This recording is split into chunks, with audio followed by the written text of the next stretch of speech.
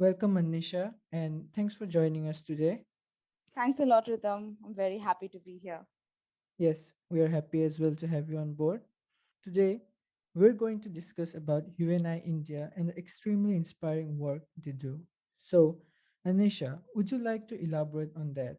So, UNI Trust is basically a nonprofit that was started way back in 2008, 2010 by these two really cool people who wanted to bring a change in the country. So, they started their work in a small office where they started teaching children nearby in a computer center, started teaching them English, basic computer skills. And from that office, way back in 2008, 2010, currently UNI is in 20 cities and it runs across around 1,600 children, and it teaches around 1,600 children in 20 cities across India.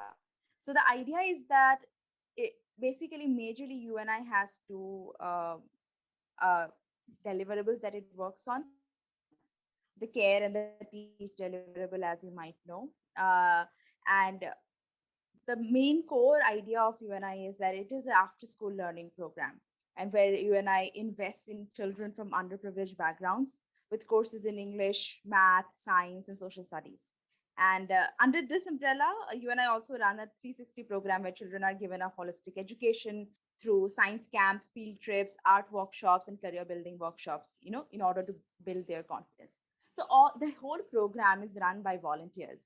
They do this in a 1:1 or one is at the max 1:3 ratio, so that every child has one mentor that is basically just only there for them. So this allows you and I to have more connection with the children. The children also gets a mentor that they can look up to, kind of a role model. And the volunteer also do not have to focus on a number of children, like usually how teachers tend to have around 15 to 20 children per class, or even more if you're looking at government school stats. But here, a teacher in UNI is only focusing on one child, or at the max three children, so which also allows more attention and also allows a more comprehensive education system, and it also allows really good flow of learning and exchange of ideas. That was truly heartwarming to know that. More often than not, we as a society tend to cater to the needs of certain section of people, right? Let's we're going to talk about the Teach initiative in detail. But before that, I heard you say about Care Initiative. Would you like to elaborate more on that? What Care Initiative is? Right. So UNI Care Initiative, or as we call it, UNI Care, is again another branch of the organization.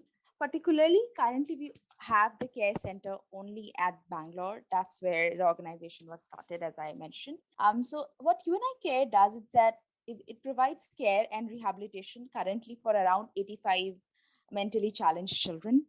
So the vision of UNI Care is to transform institutional care in our country, to make it more accessible, to make it more inclusive, and also to build a safer space for persons with disabilities and persons with special needs. So UNI assists in the care, and like I said, in and the rehabilitation of 85 mentally challenged children, and also 100 special needs men. At there are around four Bangalore-based state-run residential facilities where UNI volunteers go interact with these children and these special needs men, and they tend to have these conversations, support them with their day-to-day activities, also help teach them a bit.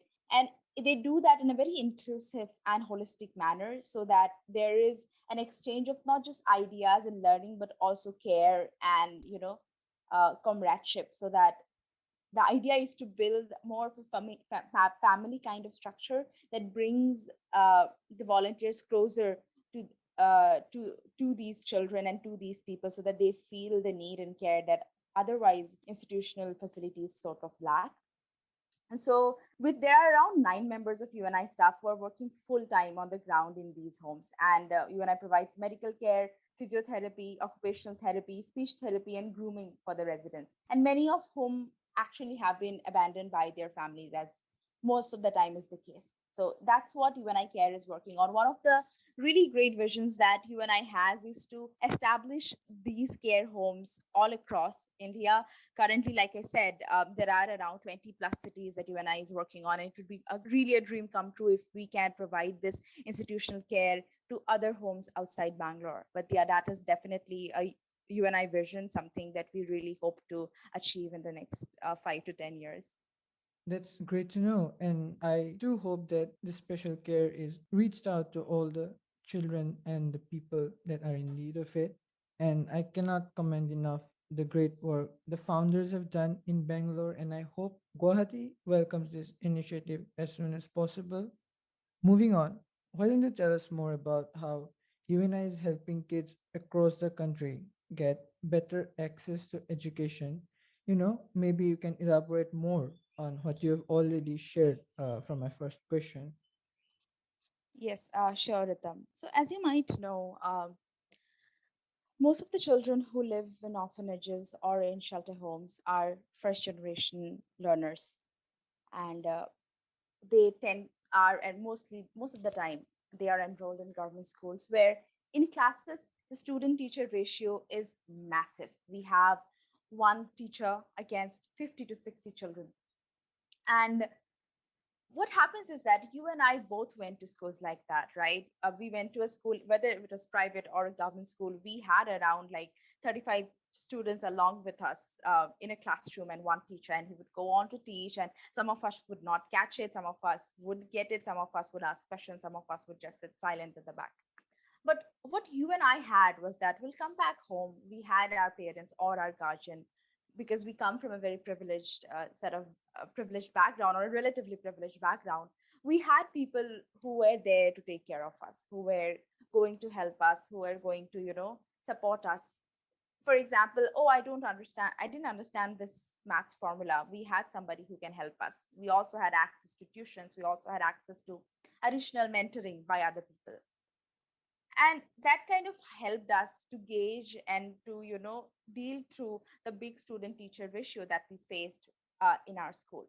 What these children from shelter homes and orphanages lack is that not only are they part of a really big crowd in school, but that is exactly the same scenario the moment they go back to their shelter home or they go back to the orphanage. There are again around 40 to 50 other children like them, and there's only a one or two caregiver, and the one-on-one connection is lost, is completely lost, right? So that's the basic idea that UNI wants to provide. I think that's how I envision it when I look at UNI from my very own perspective. I think the whole idea is that these underprivileged children, I do not like to call them underprivileged because I feel every child is very special. They are underprivileged and they have come from vulnerable backgrounds, but they are with great potential and great ideas and visions. They just need a mentor who can give them that attention and that energy and that regard that we all had growing up.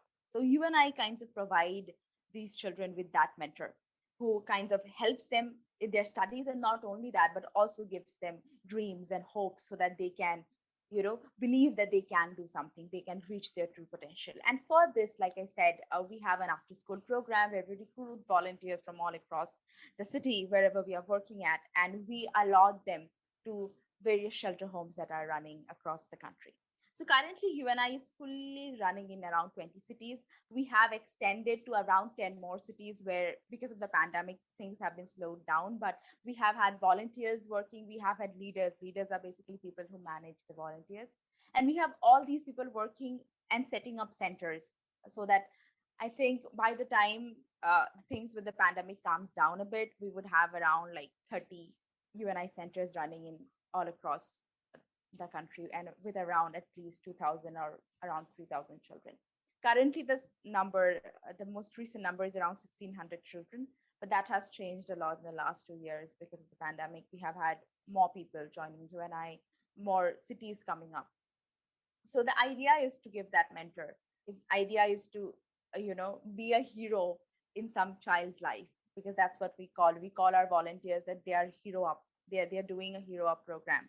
They are doing something with their weekends otherwise spent in meeting friends, going to cafes, and just chilling at home. But now they have the opportunity, the youth of the country have the opportunity to give back to all the years of education and give back to the children who really need it a lot.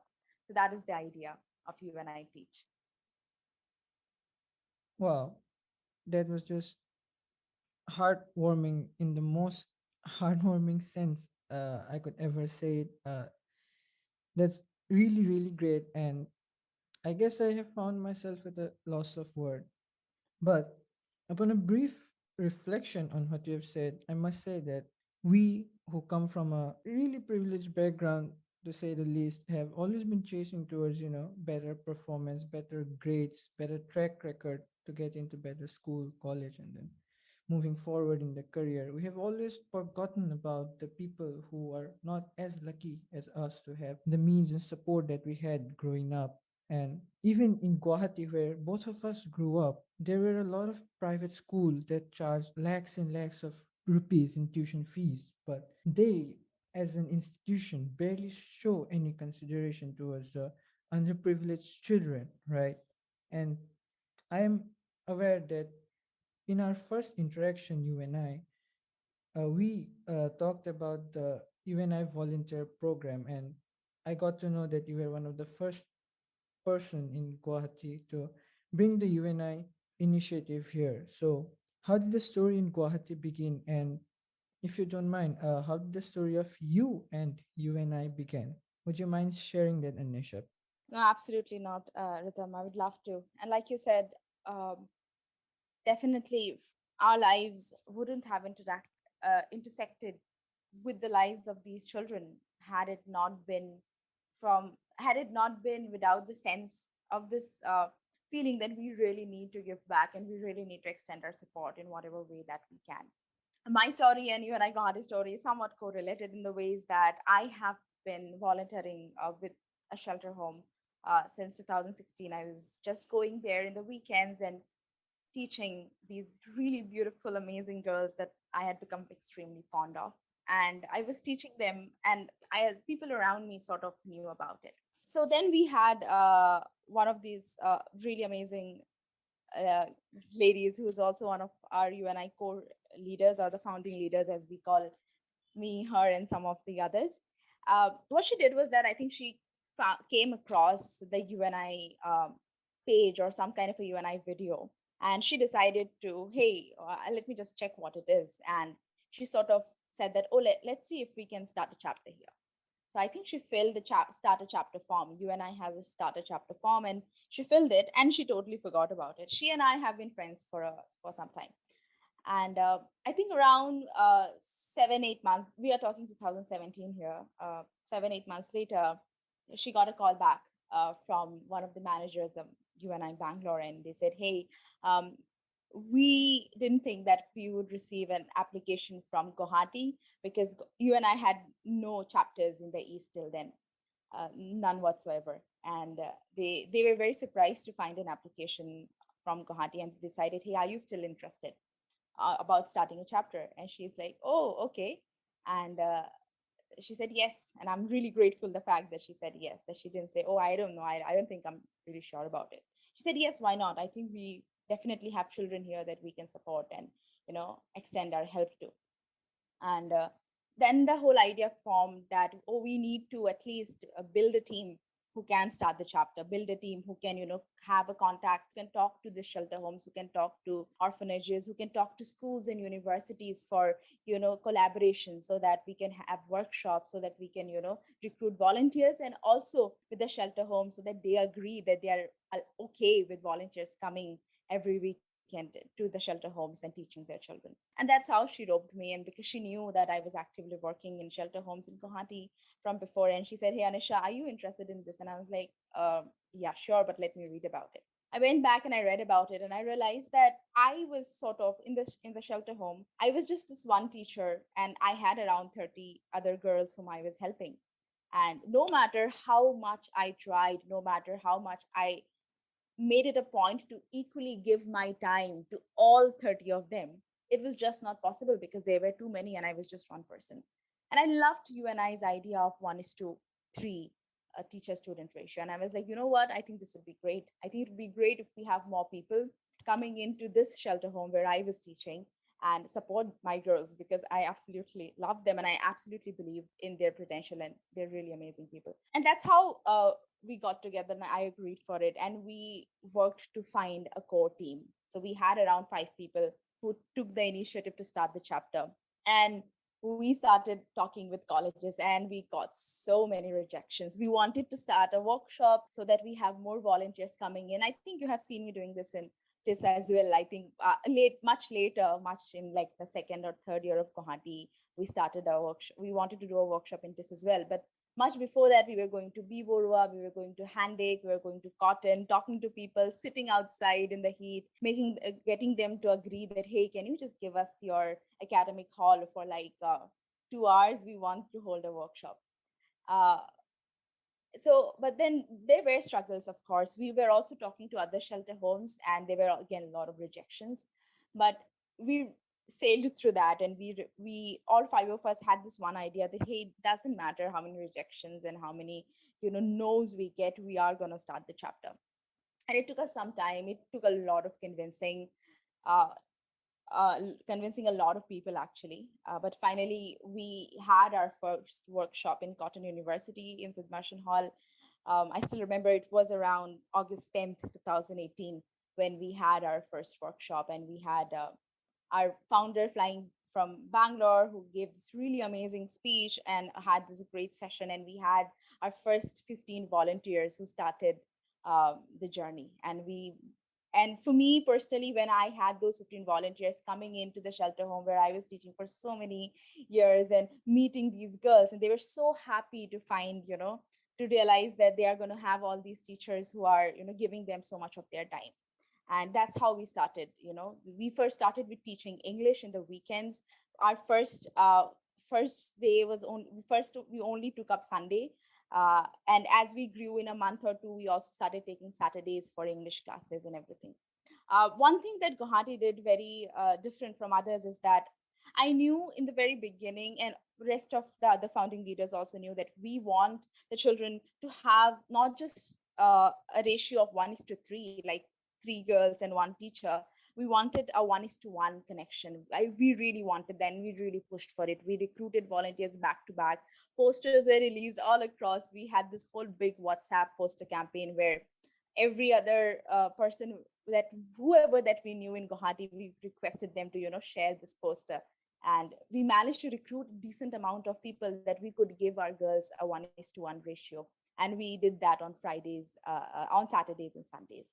Over the years, UNI Guwahati has grown a lot. That was our first year. It was a really, really difficult year, a really uh, different year, because nobody in UNI Bangalore have had a chapter that was this far in the east, and we were like too cut off from the main office in Bangalore. But they really, really supported us and helped us grow. At the same time, we 5 of us didn't really know what we had to do because this was so new for us. We would receive instructions. Most of the time, we were going with our gut feeling and the idea that the cause come first, and the cause was that we need to empower these children. uh, Ever since then, there has been multiple centers in UNI. We are 5 centers, and really, really a huge number of children, around 150 volunteers. This family has grown a lot, and it's absolutely amazing to see this growth and to see this happening. Last year, UNI also got the best chapter city from, and one of our centers also got the best center that we received as a part of UNI awards that we have, where we sort of encourage and recognize the work that is being done by cities and centers. So that was very inspiring again. So currently, I feel very overwhelmed to see UNI starting from 15 to around 150 volunteers. And I regularly meet UNI volunteers who have no idea who I am. I have no idea who they are. And they tend to tell me and convince me to join UNI. And I'm like, oh, hey, yeah, okay, that's a great idea. I would think about it. And then I realized how big the movement has become, that I remember talking to random people, literally dragging people to Submersion Hall so that they can just sit in our workshop, from that moment to all five of us being asked to join UNI to, by volunteers who do not know us at all, I think it's been a great journey. I think it's a journey that all five of us are extremely proud of. Well, that was the story of UNI Guwahati, but what stories do you have close to your heart? I have multiple stories, amazing, inspiring stories. I've realized how smart the kids are, how quickly they grasp things. And even if sometimes they don't, even if sometimes they take time to understand, how hard they try. And like you said, you and I very much encourages holistic learning. So it's not just about maths and science. We teach it in a very different way to make it more engaging. We also give counseling. We also make sure that they have an all around development. So that also allows us to find the different layers that are there in every child, the different things that a child is good at.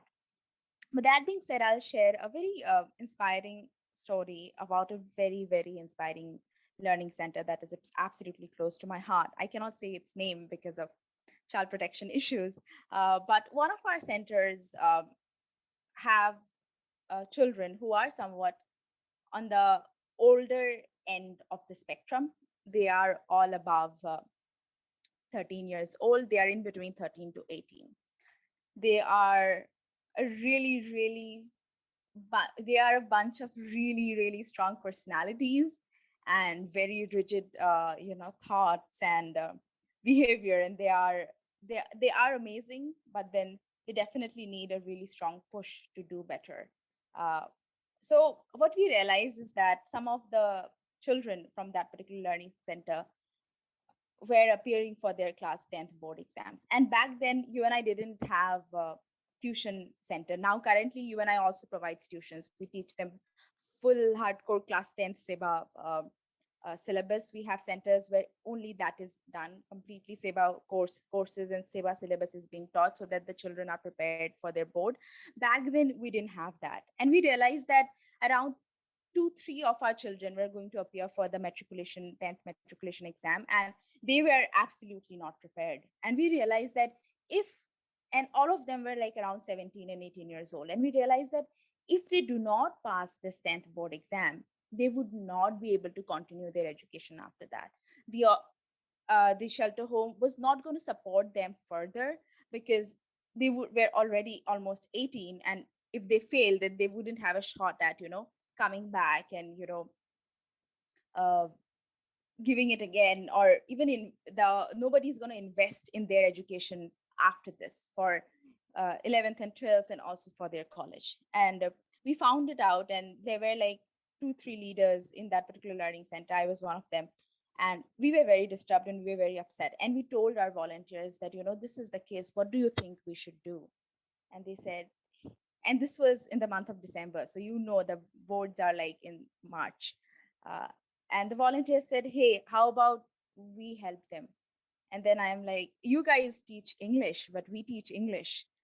They need support in math, science, social science, Assamese, and they need it in Assamese medium because they are in Assamese medium schools. So what do we do?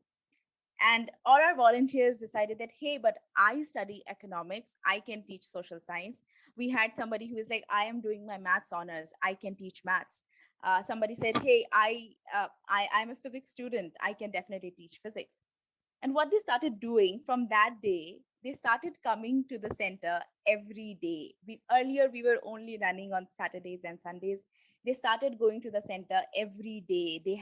We all had a plan made, a timetable on which subject would be taught at what time. And throughout the day, you and I volunteers would go to this learning center every day. And they did that for 3 months. We called it Mission Metric. Our idea was that we would ensure that they pass their 10th boards and they do well in their exams, so they have a shot at education after they pass 10th. And it was a very rigorous process. They made lesson plans, they had all these timetables ready. We had WhatsApp groups where different volunteers started taking the lead on driving this program. They were like, hey, we have social science, this person has to go. We started talking, all the volunteers contributed in some way or other. Volunteers who didn't were not from Assamese background, but could speak Assamese, started teaching social science, did their very best to help and support. We had volunteers who would go almost every day because there was only one person to teach maths. So he would go every day to the center and teach maths to the children so that they can revise and understand and everything. The idea was that we cannot let them fail the 10th boards. That is just not a possibility. And it was so inspiring for me to see. I didn't even know that, people who are as young as us has this in them, that they are going to change their plans on Sundays. They are going to, their college is going to end, and right from Cotton University they are going to come to the center and teach them rather than hanging out with their friends. But they did that for 3 months, and the board results came, and two of our boys got first division, one got around 80% as well, and all of them passed, and they're doing well. They're studying, they're preparing for 12th, and the same set of volunteers are also helping them right now for their 12th exams. And it's very, very inspiring. It's one of the most inspiring things that I have seen in UNI Guwahati, of hard work, of resilience, not just from our boys, because they worked so hard. When they saw that, oh my God, these people care so much about us and about our exams, that they are giving that much of their amount and time, really coming in between their practical classes and teaching us physics. They realize that how important they are to their teachers, and they really, really worked very hard to do well in the exams. And also it tells the story of our volunteers and gives me hope, really. Like when we look at youth now, I see so many of us just talking about things that, hey, that is the problem, this is totally messed up, this is not right, that is not right, government is not doing that.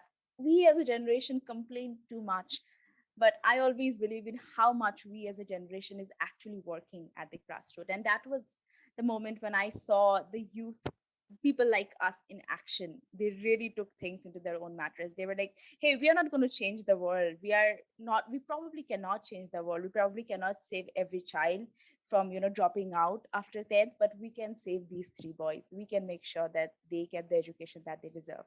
And so yeah, that's one of the most inspiring stories. I think there are multiple others, but this one is really close to my heart. I assume there has been a lot of, trials and tribulations, maybe even a lot of failures as well. But it looks like this, you really are a great leader and you really never give up, you know, in doing things better. So let's talk about, what it entails to be a leader like you and what were your experiences as a leader. Okay, thanks, Ritam. I'll try. I'll try my best. First of all, thank you so much for calling me a good leader. I think a good leader learns from the rest of the other leaders and learns from its team. I think that's something I have learned as a leader. I was initially a very cause driven, goal driven person. That's how I started off in UNI. So I wasn't the most relatable or relational leader, actually. But the more you are surrounded by people who feel so passionately, people who all have different sorts of qualities, you also tend to grow and be a better person than you have been before. I think that's has been really remarkable for all of us in UNI. I think as a leader, there would be tremendous number of challenges. I mean, you do not always have a team who are going to support you as much as the story that I shared, the volunteers did. There are sometimes you would obviously have challenges where volunteers wouldn't come to the sessions all the time. They would be late. There would be issues with shelter home where they would be like, hey, we do not want you to come to the center anymore, like we are done here. And I'm like, oh, but you have signed an MOU with us, you can't just take a step back. But that happens a lot. uh, Cancellation of classes sometimes. We have also had children who have been taken away from the shelter home because they have been moved from one place to other. As a leader, the most challenging moment for me, I mean, there has been too many, was also when we were in a center where the children had issues with substance and were very difficult to deal with because they came with a lot of trauma, a lot of anger, and a lot of hopelessness. That there was a very big dearth of hope in this particular center, and there was a lot of things that the children were doing, and that was a very difficult moment for me because no matter how much I tried, it seemed that I couldn't give them hope. And that really pushes you as a person, that really changes you as well, that you really decide that I what am I even doing if I cannot help them, deal with this pain that they are going through, that I cannot give them hope, give them the belief that they can do something better. So these challenges that you face as a leader, but it's very important that you have your team with you. It's important that you listen to your team, that you let them grow and let them be their own person. Last year when I was a chapter leader for and I had like a number of centers under me, my main idea was that I had all these other leaders working with me, and I wanted them to take charge and take responsibilities, take ownership of what they are going to do. It's very important in a team. If you are just only going to direct them, if you're only going to say, hey, do this, do that, this is not right, they wouldn't feel like they are a part of the movement. They wouldn't feel that they are a part of the change. You need to tell them, hey, I love your idea. I believe in what you're saying. And you know what? Why don't you take it forward from here? That's the way that you are going to build accountability and ownership in a team. And that's very important. I think when I was so upset and saddened to see how in this particular center the children lacked so much of hope and they were involved with a lot of other activities, I confided it to the rest of the team and I was like, what should we do? I'm helpless here. I do not have any answer. How should we change this? And they made it a point. They all ideated. They did a lot of things to change that. They did a lot of uh, child enrichment program. They did a lot of workshops, and they all came together. So that because now they felt like they are a part of the change. There was not just one person telling them what to do, but this person was also saying, yeah, I don't know what to do. Can you guys suggest me something? I think being a good leader is about their acceptance, is about being a good listener, and is also about letting people be and letting your team drive things sometimes and letting them come to their true potential. I think it's very important.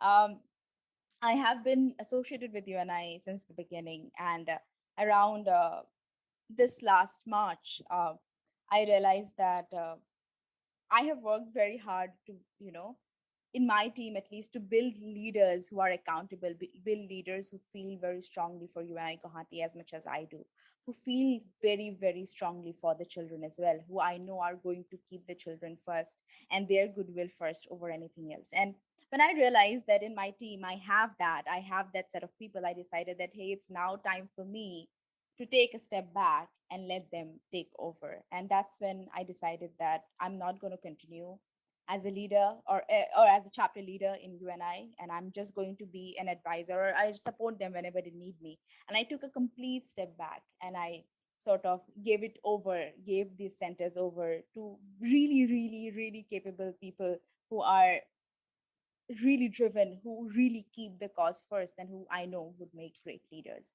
And so my journey with you and I, in a very technical sense, has sort of ended because I think there's nothing else that I have to offer that I know that couldn't be offered by somebody else as well, because they have come a long way. And I you also need to understand that there is a time till which you can be or you can do something for some for an organization. There would be other people whom you have helped and evolved, and they probably can do this job better than you now because they are very much capable. And that's when you should realize that, hey, maybe let them take it forward. I shouldn't be taking up their space. Let them go ahead and pass on the baton, basically, like go ahead and do this because you guys are really capable of. So I am a retired chapter leader from QNI Guwahati. I'm no longer a leader. I'm definitely there for the team. I'm definitely there for the organization. I'm like so incredibly proud of it. But yes, I think you being a leader is also about letting other people take over when you know that it's their time. And I felt that, and that's why I took a step back. And but then the organization is doing great. I'm so incredibly proud of it, so incredibly part of the leadership team currently for this year, many of whom are in TIS. We have one of our chapter leaders who would be joining TIS this year. He's really great and really driven and child centric. So it's a great journey for me. It's been coming full circle, honestly, from starting in that particular center, volunteering there without you and I, to leaving that center and for others, uh, has been, and just taking a step back has been like coming full circle for me. I feel completely happy and satisfied with my time at UNI, and I would always be a part of it. In your answers, I have noticed that the volunteers really play an integral role in the functioning of UNI. Would you elaborate on how the volunteer process works, how a person, maybe even the person who is listening to it right now, can, apply to be a volunteer? What does the process exactly entail? Volunteers are the heart of the UNI program. I mean, let me just put it like that. If children are the heart of the UNI program, then volunteers are the minds. Yeah, I think they are definitely the minds. They are everything. It's not, they are the, they are the champions basically. We do not, there's nothing that a leader can do. No managers, no other UNI staff in Bangalore. It's the volunteers who drive everything. They are the core of the program. Without them, we wouldn't survive. So being a volunteer is a is the most rewarding experience ever in UNI, honestly. So if anybody out there is interested to be a volunteer, they all just need to go to the UNI page and click on the city Guwahati if they want to volunteer for Guwahati, and they would get an application form where they would be applying, and they would be connected to other people. They would be called by UNI staff for screening. They would have an interview process, and after that, if selected, then they would be given a child CPP test. That's called a child protection policy, a test that they have to give, and after that, they can join us as volunteers. Currently, all the UNI centers are running remotely. So classes happen over Zoom, over Google Meet, and things like that. But once things get better, we are definitely going to move offline, and the volunteers would get the opportunity to interact with the children in person. But whether it is online volunteering or offline volunteering, it's equally rewarding. And even though, like I said in the very beginning, you may feel like you have come here to change a life, but it is your life which is going to be changed forever. Because in UNI, you learn so much about community, people who really, really care for the children. And because of the fact that you all care for the same thing, you really come together and be great at what you guys are. And you also learn about how much your potential is there to, be something. So yeah, volunteer today. Yeah, even I agree. If you have made it this far into this episode, then I strongly urge you to volunteer if you can. And how did you overcome the challenges imposed by the pandemic? Absolutely. The pandemic has been hard on all of us, especially for our children. For That's how I call them. I kind of tend to address them as my children. Um, yes, it has been very, very difficult because the children are so used to volunteers just going to the center and teaching them, right? It's very one-on-one interaction. That's the whole thing that we were, working towards. So initially, when all these things were shut down, there were lockdowns and everything, Team Guwahati decided that we cannot wait, uh, for a really long time. We need to make sure that we are going to, start anyway.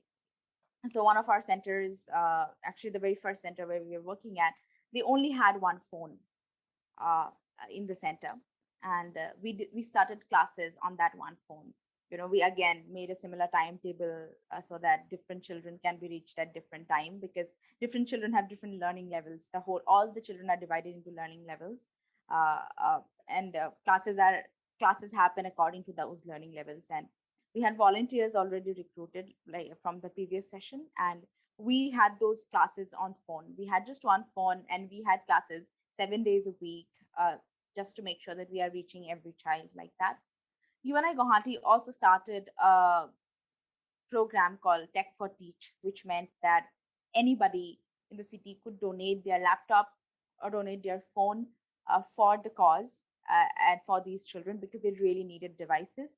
UNI India in general also started another program called Donate a Device campaign, where different people, different donors from across the country donated their laptops and phones. It was to, for these children. This really helped us get a decent number of devices for our children, which we are sent to the shelter homes for these classes, and we ended up doing this very quickly. I think in Guwahati, we tend to not, we tend to be, we are very quick. I think Assamese population, we are said, no, we are a very lahe lahe population. I think that's not very true for you and I, Guwahati, because we are very proactive, because we really need to reach out to the children.